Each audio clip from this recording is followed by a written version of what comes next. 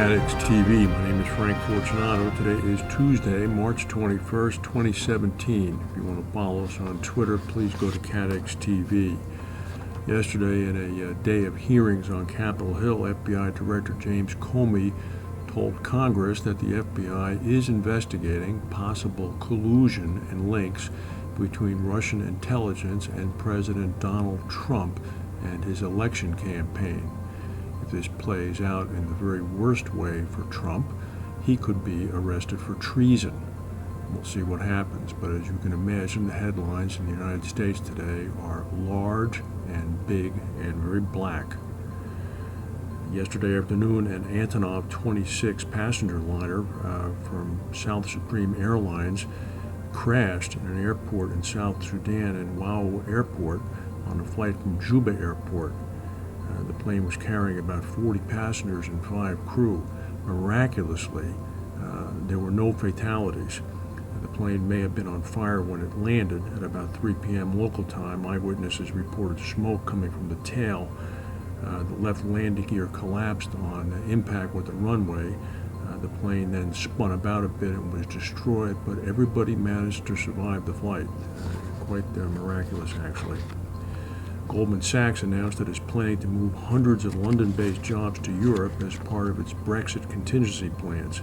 The CEO of Goldman Sachs International, Richard Nodi, said the plan entails moving jobs out of London as well as hiring personnel in Europe. He said it'll be a combination of things. We'll hire people inside of Europe itself, and there'll be some movement. The firm's operations in a number of European cities will be expanded. He said, although London will remain a significant hub for us.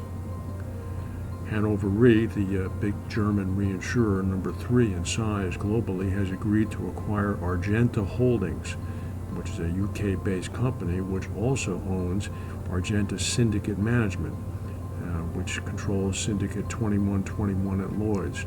Translation, Hannover Re is coming into Lloyd's. 2121 has a stamp capacity of about 300 million pounds. Overy, the CEO of Hannover Re, said for some time we've been interested in a Lloyd's syndicate with a view to gaining additional access to international and London market business. Hanover said it will continue to encourage Argenta to pursue its growth trajectory. China and the European Union now have curtailed meat imports from Brazil after police in an anti-corruption probe that's been criticized by the government as being alarmist accused inspectors in the world's biggest exporter of beef and poultry of taking bribes to allow sales of rotten and salmonella-tainted meats. The Brazilian agricultural minister criticized the Brazilian federal police for what he termed to be blowing up a few isolated incidents into a national calamity. Police on Friday named BRF and JBS, 2 big companies, along with a number of smaller rivals, in a 2-year probe as to how meat packers allegedly paid bribes to inspectors to overlook practices. The only problem is that JBS is the world's largest meat producer and BRF is the world's biggest poultry exporter. Brazil is still reeling from a massive graft scandal centered on the state-controlled oil company Petrobras. Now they're dealing with a meat scandal. On Sunday evening, the Chinese oil tanker Xinglongjiao 569 suffered an explosion and fire about 120 nautical miles southwest of Qingdao in the Yellow Sea. Pictures of the ship show that it appears to be a total wreck.